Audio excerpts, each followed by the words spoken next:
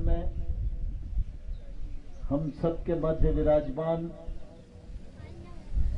आप सबके लोकप्रिय विधायक और मध्य प्रदेश सरकार के मंत्री आदरणीय श्री भारत सिंह कुशवाहा जी,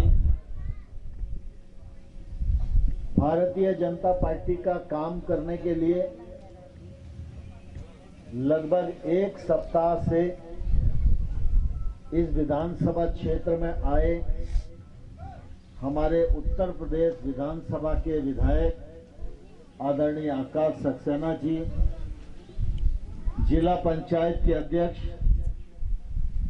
बहन दुर्गेश जी, हमारे रामनाथ राणा जी, जनपद अध्यक्ष दिलदार भाई, महामंत्री हमारे अरविंद राणा जी, पार्टी के वरिष्ठ नेता हमारे गोविंद सिंह जी, गब्बर सिंह बघेल जी, गोबरा पटेल जी, केशव सिंह जी, वीरेंद्र सिंह राणा साहब, सुरेंद्र सिंह राणा जी, राम लखन उचारिया जी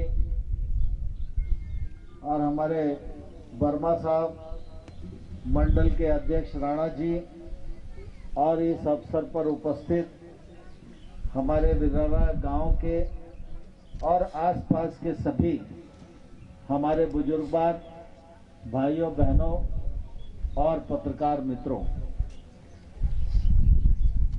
आज काफी लंबे समय बाद मेरा बिलारा में आना हुआ है। मुझे ध्यान है जब मेरी उम्र भी कम थी और इस पूरे इलाके में सुपाट में मेघ सिंह अजू थे, जखारा में सोवरन सिंह थे, गुनारा में नाहर सिंह हमारे मित्र थे और बिलारा आते थे तो पहलवान गंधर्व सिंह जो आज नहीं है, ये सब लोग हमारे कार्यकर्ता हुआ करते थे और इनके साथ आकर पार्टी की बैठक करते थे, छोटी मोटी सभा करते थे, फिर किसी के घर भोजन करके साइकिल से मुरार जाया करते थे। तो बिलारा गांव से पुरानी बहुत यादें जुड़ी हैं। मैं जब राज्य सरकार में मंत्री था तब भी मेरा यहाँ आना हुआ, लेकिन हम सब इस बात को भली भांति जानते हैं, वो भी एक कालखंड था जिसको अगर नई पीढ़ी याद करे तो रोंगटे खड़े हो जाए। मुरार से यहां आना ऐसा लगता था कि ग्वालियर से वैष्णो देवी जाना, लगता था क्या नहीं लगता था। और जब चुनाव होते थे, एक आध जीप किराए की मिल जाए तो सवेरे निकलो तो संजा को इतनी दूल्हा भर जाती थी कि शाम को मिलने वाला पहचान नहीं पाता था कि आप कौन हैं। लेकिन आज ईश्वर की कृपा से भारतीय जनता पार्टी के विकासवादी दृष्टिकोण के परिणाम स्वरूप आज पूरा इलाके में आपको परिवर्तन दिखाई देगा। कौन सोच सकता था कि यहां से मालनपुर सीधा पहुंच जाएंगे? कौन सोच सकता था यहां से बैठ सीधा पहुंचना हो जाएगा? इधर की रोड वाले इधर ही रहते थे और उधर की रोड वाले उधर ही रहते थे। दूधिया भी रोड के अलग अलग होते थे, दूधिया भी क्रॉस नहीं कर पाता था। लेकिन मैं धन्यवाद देना चाहता हूं भारत सिंह जी को और मुख्यमंत्री शिवराज सिंह चौहान जी को कि उन्होंने इन वर्षों में न सिर्फ गांव का विकास किया, वरन दूसरी ओर आम आदमी का चौमुखी विकास करने का भी एक सफलतम प्रयत्न किया है। बिलारा के तालाब में 1 करोड़ रुपया खर्च हो जाए ये कभी सोच सकते थे क्या? बिलारा से जिंगनिया की रोड 2.5 करोड़ रुपए में बने, ये कभी हमें ध्यान में आता था क्या? लेकिन आज बन रही है और ये सुविधा आप सब लोगों को आने वाले कल में मिलेगी और इसका लाभ इस क्षेत्र के लोग उठाएंगे। और ये शिलान्यास का अवसर हुआ, इसलिए मेरे को भी भारत सिंह जी ने आप सबके दर्शन करने का यह सौभाग्य उपलब्ध कराया। इसके लिए मैं भारत सिंह जी को हृदय से बहुत बहुत धन्यवाद देता हूं। हमारा यह ग्रामीण क्षेत्र का इलाका मुख्य रूप से खेती और किसानी पर आधारित है, लेकिन आप सबको ध्यान में होगा कि एक समय था जब सिंचाई का भी साधन नहीं था और जहां कुएं से सिंचाई हो सकती थी वहां बिजली का साधन नहीं था। तो बिजली सिंचाई के लिए तो बहुत दूर की बात है, 2003 से पहले तो बिजली दर्शन के लिए भी उपलब्ध नहीं थी। हमारे आकाश सक्सेना जी बैठे हुए हैं, बोला हमारे यहाँ तो आकाश जी जब हम सरकार में आए तो 2900 मेगावाट बिजली का उत्पादन होता था और आज 28,000 मेगावाट बिजली का उत्पादन हम करते हैं और देश के दूसरे राज्यों को बेचने का भी काम करते हैं। खेती की जमीन में 6 लाख हेक्टेयर में सिंचाई होती थी।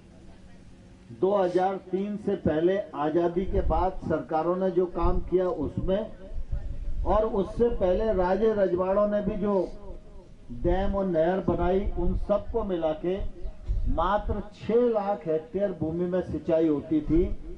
आज भारतीय जनता पार्टी की सरकार के परिणाम स्वरूप 46 लाख हेक्टेयर भूमि में सिंचाई होती है। हम लोग रात को भी बिजली उपलब्ध कराते हैं। आपके उत्तर प्रदेश में तो ये बहुत लंबे समय तक भोगना पड़ा। जब तक सपा की सरकार और बसपा की सरकार उत्तर प्रदेश में रही तो उत्तर प्रदेश में भी वैसी हालत थी जैसी 2003 से पहले अपने यहाँ थी। लेकिन मैं योगी जी को धन्यवाद देना चाहता हूं, आज उत्तर प्रदेश में भी चकाचक स्थिति योगी जी ने कर दी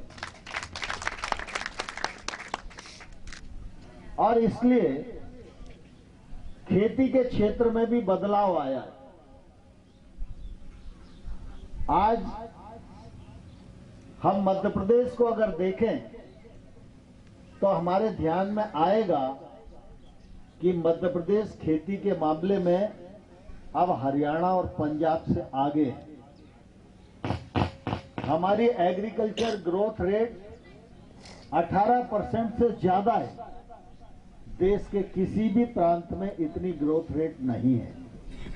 ये सरकार की योजनाओं के कारण और किसानों के परिश्रम के कारण ही संभव हो पाया। और मोदी जी के प्रधानमंत्री बनने के बाद फिर चाहे वो फसल बीमा हो, चाहे वो पीएम किसान सम्मान निधि हो या अन्य प्रकार की योजनाएं हो, उन योजनाओं ने पूरे देश को खेती के क्षेत्र में तब्दील करने का एक सफलतम प्रयत्न किया है। मुझे ध्यान है कि पिछले दिनों जब भारत सिंह जी मंत्री बने और इनको उद्यानिकी विभाग मिला तो मुझे कहने लगे कि भाई साहब, हॉर्टिकल्चर बोर्ड का कार्यालय एक भोपाल में ही है। अपने इलाके के लोग प्रस्ताव लेकर भोपाल नहीं जा पाते हैं। अगर हॉर्टिकल्चर बोर्ड का कार्यालय ग्वालियर में खुल जाए तो अपने यहां भी फल फूल और सब्जी की खेती होना शुरू हो जाए। तो भारत सिंह जी के प्रस्ताव पर मैं केंद्र में कृषि मंत्री हूं, इसलिए आज हॉर्टिकल्चर बोर्ड का कार्यालय ग्वालियर में स्थापित किया गया। हमारे इस अंचल के किसान मुनाफे की खेती कर सके, तो फसल में हम लोगों को मालूम है कि फसल की अपनी एक सीमा है, लेकिन फसल के साथ साथ अगर व्यक्ति सब्जी की भी खेती करे, अन्य प्रकार की फसलों में भी जाए, तो मुनाफा ज्यादा कमा सकता है।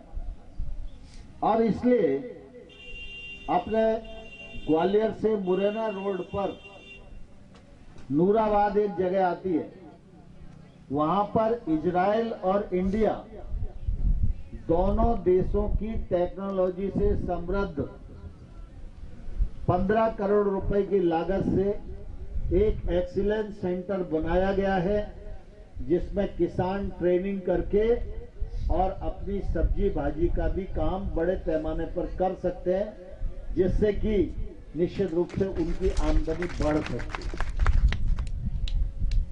पीएम किसान सम्मान निधि, हम सब कहते थे कि हमारे आदमी बुजुर्ग हो जाता है तो फिर उसके पास कुछ सहायता नहीं होती, अर्थ नहीं होता और एकदम परेशान हो जाता है, तो लोग गांव में कहते भाई साहब पेंशन करा दो। पेंशन के लिए गिड़गिड़ाते रहते थे, लेकिन पेंशन नहीं होती थी। मोदी जी ने किसान का सम्मान भी किया, और जिस किसान के पास खेती है उस किसान को 6,000 रुपया सम्मान निधि देना भी प्रारंभ किया। और सिर्फ इतना ही नहीं, मध्य प्रदेश में डबल इंजन की सरकार है, तो अब 6,000 रुपया मोदी जी देते हैं और 6,000 रुपया शिवराज सिंह जी देते हैं। मध्य प्रदेश के किसान को 12,000 रुपया साल मिलता है, और निश्चित रूप से किसान की आय में एक तौर से ये सीधी सहायता है।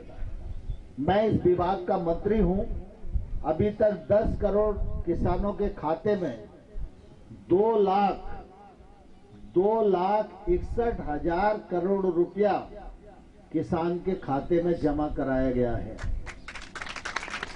अब आप सोचो कि पहले की सरकारें होती और आपको 6,000 रुपया मंजूर कराना होते, तो 6,000 मिल पाते क्या?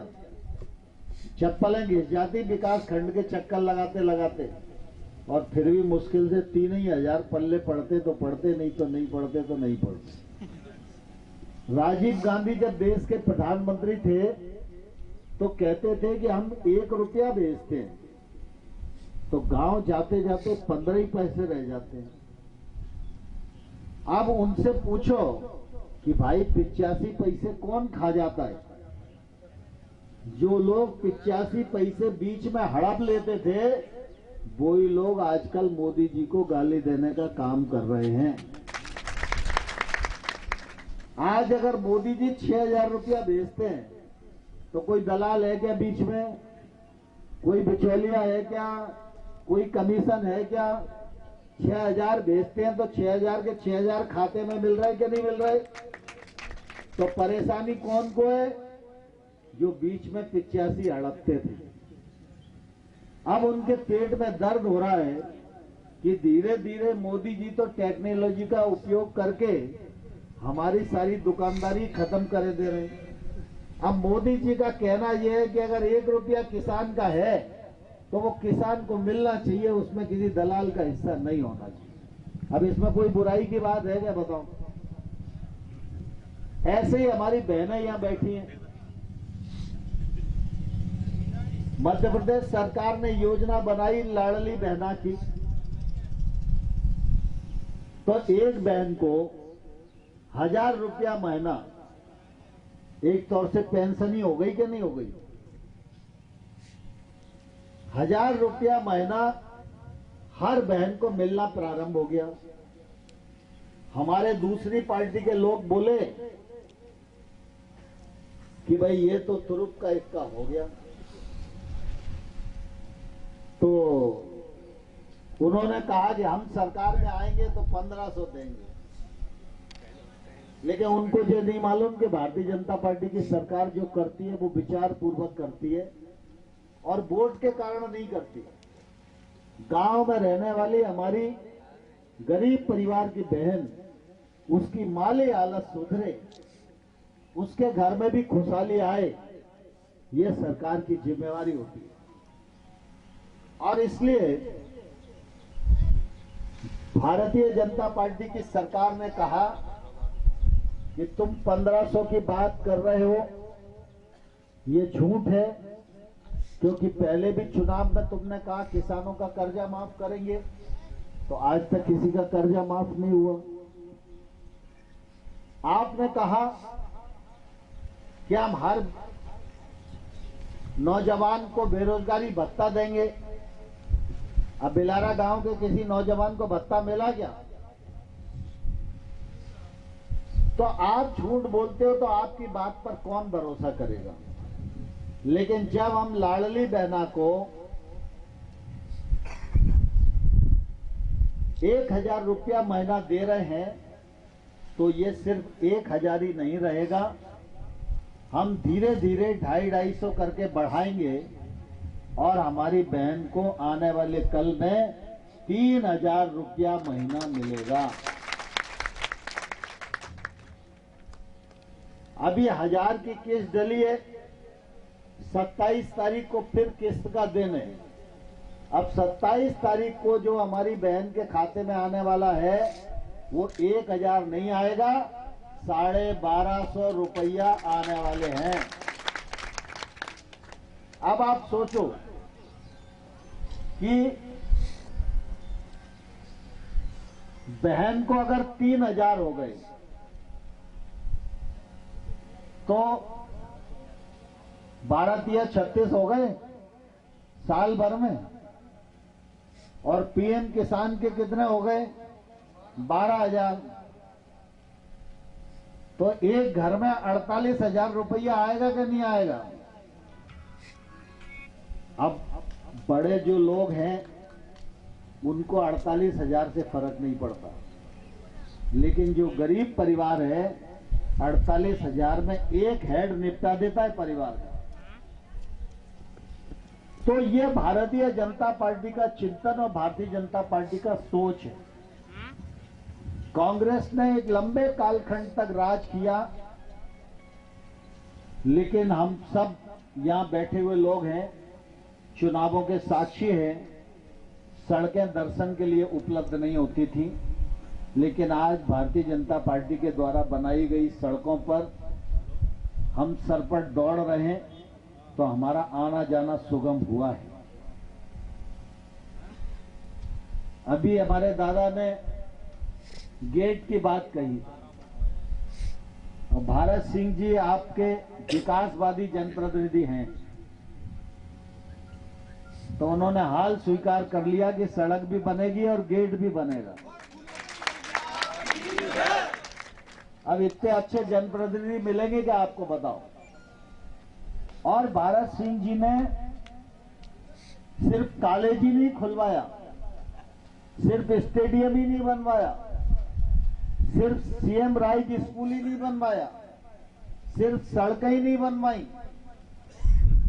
भारत सिंह जी ने इस विधानसभा क्षेत्र में जो हमारे बुजुर्ग लोग हैं जिनके दांत खराब हो गए थे, हजारों की तादाद में उनके दांतों की नई बत्ती सी लगवाने का भी काम बिना पैसे के किया है। और हम देखते हैं, अगर दिमाग रचनात्मक होता है तो व्यक्ति दूसरों के भले के बारे में सोचता है। कांग्रेस ने तो कहा था कि हम भत्ता देंगे, तो उन्होंने दिया नहीं। लेकिन इस ग्रामीण विधानसभा क्षेत्र में 8000 बच्चों को कंप्यूटर की निःशुल्क शिक्षा भारत सिंह जी ने दिलवाई, एक पैसा बच्चों का नहीं लगा। मैं अभी बेरजा में था, बहुत सारे बच्चों को सर्टिफिकेट बांटे पास होने के बाद, और अब उनकी नौकरी लगना शुरू हो गई। एक क्षेत्र में अगर जनप्रतिनिधि 8000 बच्चों को हुनर उपलब्ध करा दे, अपने आप में बहुत बड़ी बात है। हमने बेरोजगारी भत्ते की बात नहीं कही, क्योंकि बेरोजगारी भत्ता अव्यवहारिक कदम है। लेकिन आपने देखा होगा मध्य प्रदेश सरकार ने सीखो और कमाओ योजना शुरू की है, उसके रजिस्ट्रेशन चल रहे हैं। आज कलयुग है, आज डिग्री का महत्व नहीं है। हाथ में हुनर है तो कोई आदमी इस देश में बेरोजगार नहीं रह सकता। बेरोजगार वही है जिसके हाथ में हुनर नहीं है। जब अपन पूछते हैं कि भाई साहब क्या करते हो, कुछ नहीं, तो नौकरी काहे की चाहिए, क्या करोगे, कुछ भी कर लेंगे। जो कुछ भी कर लेंगे बोलता है, इसका मतलब उसको कुछ नहीं आता। आज हाथ में अगर हुनर होगा तो व्यक्ति को रोजगार मिलेगा, और रोजगार 2000 5000 का नहीं, कम से कम 10-15 हजार रुपये तो आदमी को मिले तो गुजर बसर थोड़ी बहुत चले। तो सीखो कमाओ योजना के अंतर्गत बच्चों को ट्रेनिंग प्रोग्राम दिया गया है। वो अपनी पसंद का काम चुने, उसके लिए ट्रेनिंग करें, अपने हाथ में हुनर पैदा करें, और जब तक वो अपनी ट्रेनिंग पूरी नहीं करते तब तक मध्य प्रदेश सरकार उनकी जेब में हर महीने 8000 रुपए देने का काम करेगी। यहां भी बहुत सारे नौजवान बैठे, मैं उन सब लोगों से आग्रह करना चाहता हूं, नेता कोई भी इधर उधर की बात करे, बात मानने की जरूरत नहीं है। कला का युग है, कलयुग है। हाथ में कला होगी तो आपके हाथ में रोजगार होगा ही। और इसलिए सीखो कमाओ योजना के अंतर्गत आइए, कंप्यूटर की शिक्षा ग्रहण करिए, अपने जनप्रतिनिधि से मिलिए और अपने जीवन का रास्ता खुद बनाने में अपना योगदान कीजिए। आप सब लोग ने हमेशा भारत सिंह जी को आशीर्वाद दिया है, और भारत सिंह जी भी मन पूर्वक आपकी सेवा कर रहे हैं। आज केंद्र में नरेंद्र मोदी जी प्रधानमंत्री हैं,